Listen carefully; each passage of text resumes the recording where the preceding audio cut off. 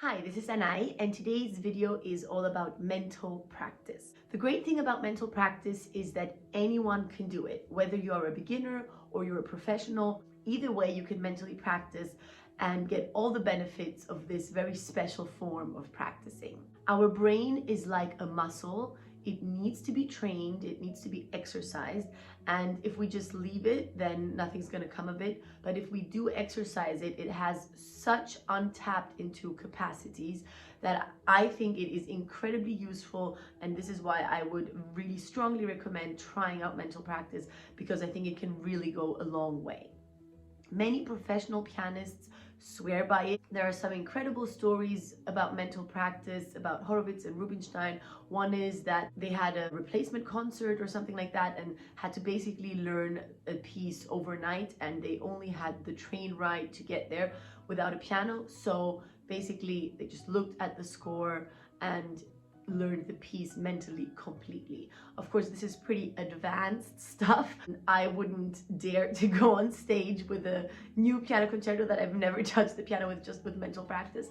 But I do believe that mental practice can really give you big leaps forward and help you a lot in your practice. So today I'm going to talk a little bit about techniques that you can use when mentally practicing, and also what to look out for in order to get the best results.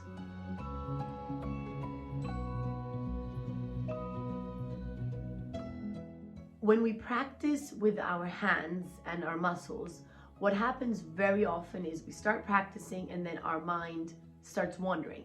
Because our hands are kind of on autopilot sometimes, because we already know what to do and where to go, we actually have the luxury to let our mind wander and start thinking about lunch and what we're going to eat and what we're going to do next and anything that is in your mind. And then once this happens, we then realize, oh, right, I'm not concentrated right now. And then we have to go back and re-practice the last, whatever it was, 3-4 minutes. So when you mentally practice, the big difference is that this cannot happen.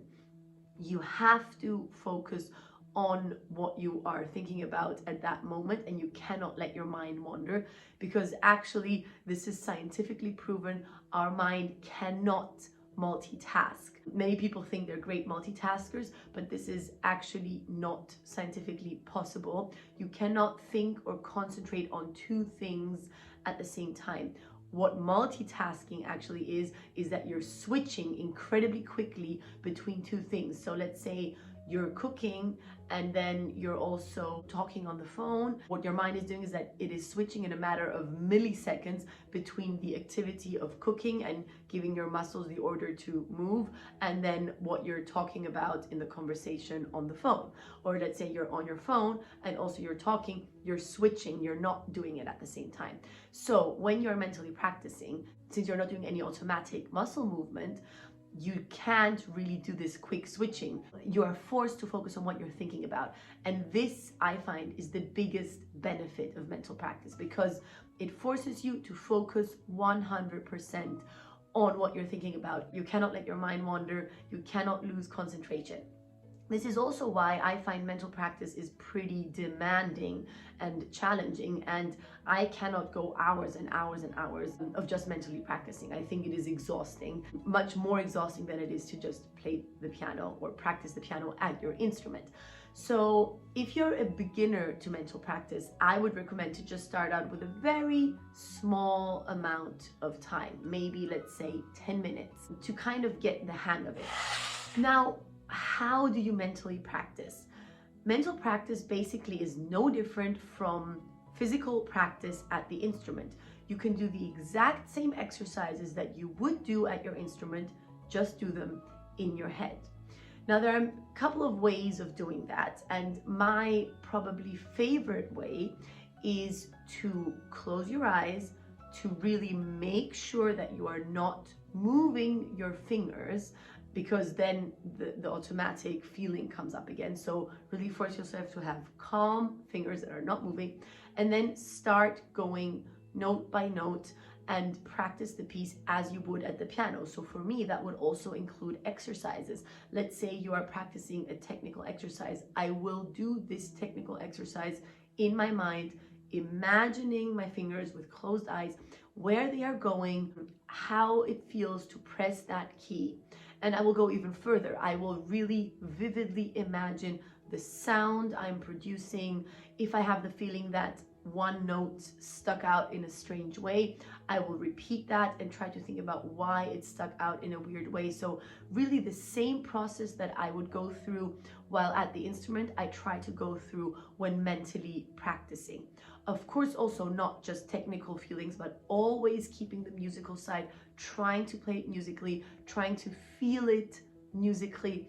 I think this is incredibly important because it creates a more vivid mental practice experience, and the more vividly you create your mental practice experience, the more effective it's going to be. So if you are struggling with this, maybe try to imagine even what kind of room you're in. Try to go into your favorite, most ideal practice space. Try to imagine yourself on the most ideal instrument, and then maybe even see yourself, what you're wearing, what this scene looks like, and then start practicing and try to really be there mentally as this happens and not be detached from it. Another thing that you can do is to take the score, look at the score, especially if it's a new piece that you don't know by heart yet, and then really go note for note as you would when you start getting to know a new piece. Do your exercises, do some mental sight reading, do the technical exercises, think about the musical phrasing, and always play that in your mind. Again, I would stress to make sure that you are not moving your fingers, but really always doing it in the mind. Many people ask me, when is the right time to mentally practice? Should you do it instead of practicing your actual instrument physically? Should you only do it when you don't have the opportunity to practice your instrument physically? Well, I think this really depends on what kind of person you are and how effective mental practice is for you.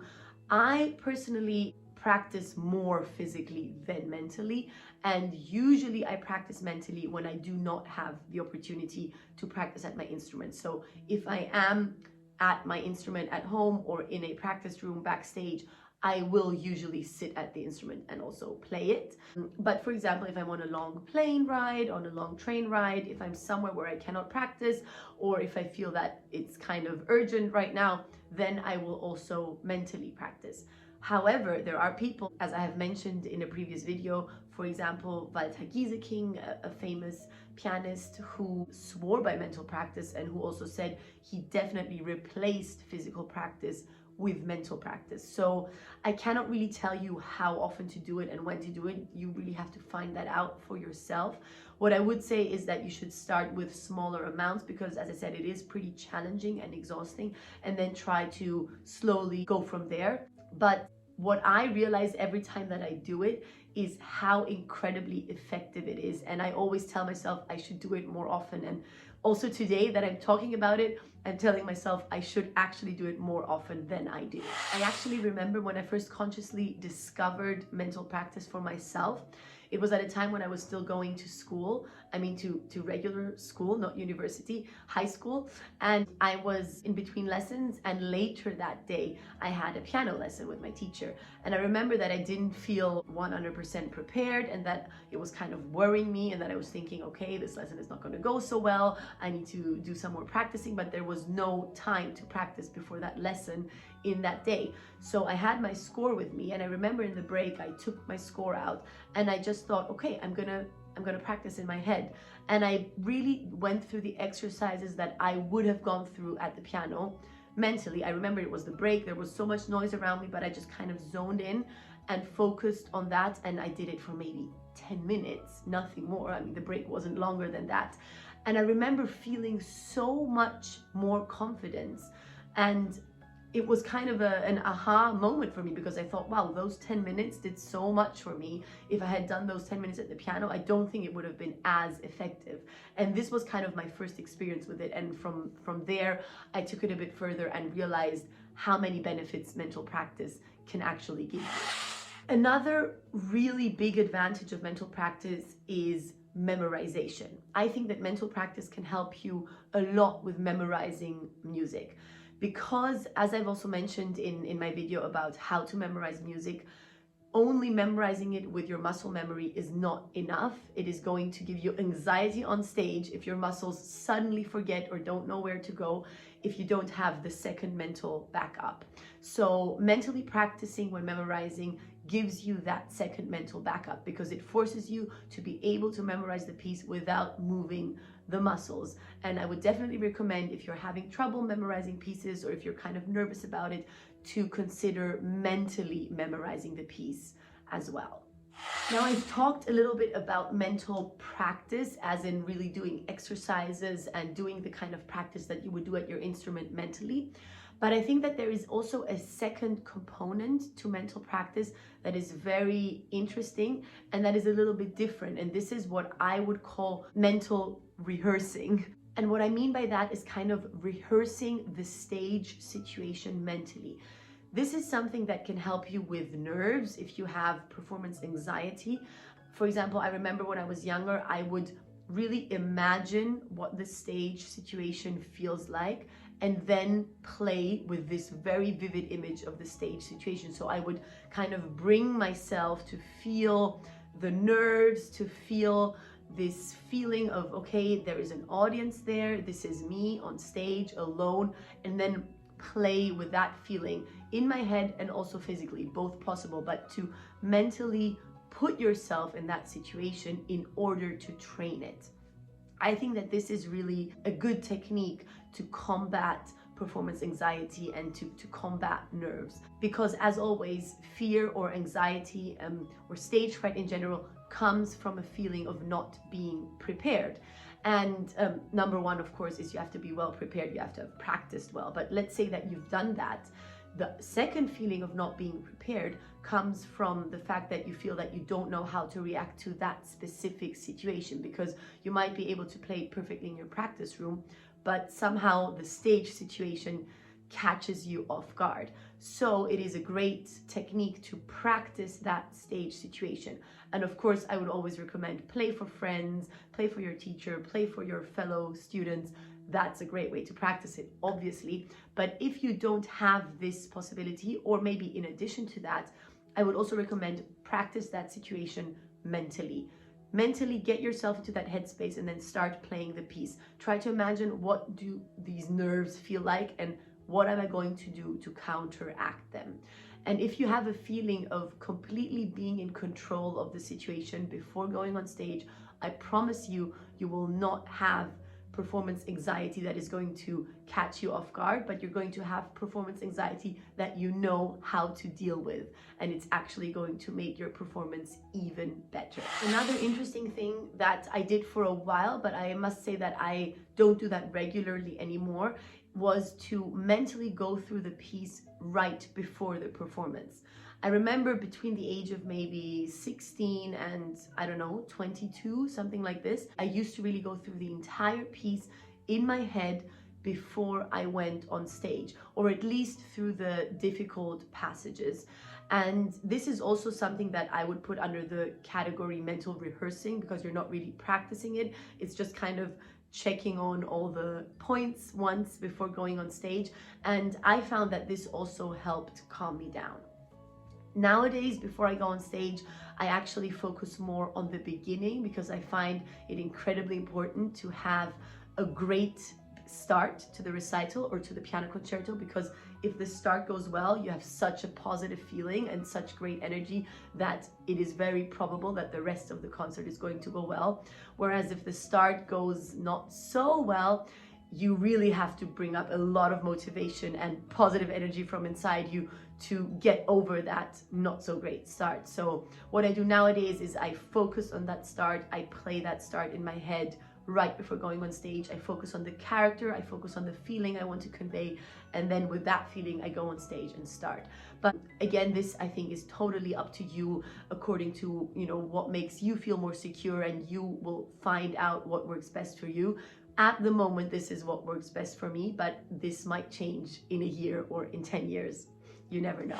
One technique that I want to mention because it is about mental practice, is a technique that is called the 21 technique. I've heard about it pretty often. I have to say that I haven't really used it as much.